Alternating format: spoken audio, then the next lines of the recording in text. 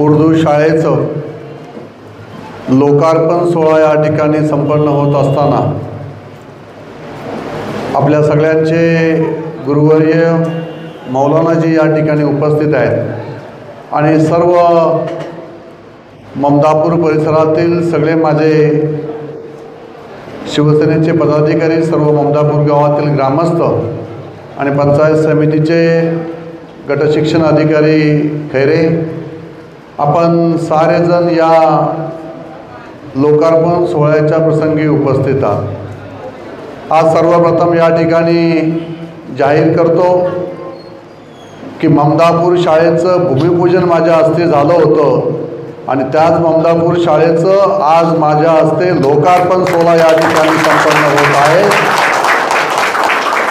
जो शब्द मी याच ठिकाणी याच ग्रामस्थांना, याच माझ्या मुस्लिम बांधवांना या ठिकाणी दिलेला होता की ममदापूरची उर्दू शाळा ही जवळजवळ 100 वर्ष ही जुनी शाळा या ठिकाणी होती। 100 वर्ष अनेक राजकीय नेते या परिसरामध्ये होऊन गेले, परंतु कोणीही ममदापूरची उर्दू शाळेला निधी उपलब्ध करून दिलेला नव्हता। या मतदारसंघाचा आमदार मागच्या 5 वर्षापूर्वी ममदापूरच्या आणि समस्त कर्जतकरांनी मला या ठिकाणी या मतदारसंघाचा आमदार केला आणि अनेक विकासात्मक कामे करत असताना मी कोणत्याही जाती धर्माचा भेदभाव न करता सर्व धर्म समभाव ही संकल्पना आम्ही साऱ्यांनी या ठिकाणी बाळगली आणि ती संकल्पना घेऊन काम करत असताना ममदापूरच्या उर्दू शाळेला जो लागलेला निधी, तो सगळा निधी आपण या ठिकाणी उपलब्ध करून दिला आणि आज ही सुंदर अशी वास्तू या ठिकाणी उभी राहिलेली आहे। मित्रांनो, आपल्याला सगळ्यांना कल्पना आहे की ममदापूर असेल, दामत असेल, त्यानंतर हाल असेल, दोन्ही हाल या चारही उर्दू शाळा मागच्या 5 वर्षाच्या कालावधीमध्ये मुस्लिम बहुल्यांच्या असणाऱ्या या सगळ्या वस्त्यातील 100 वर्ष जुन्या असणाऱ्या शाळांना निधी आपण उपलब्ध करून आतापर्यंत दिलेला होता आणि म्हणून मागच्या 5 वर्षामध्ये मला या मतदारसंघाचा आमदार केलात, पण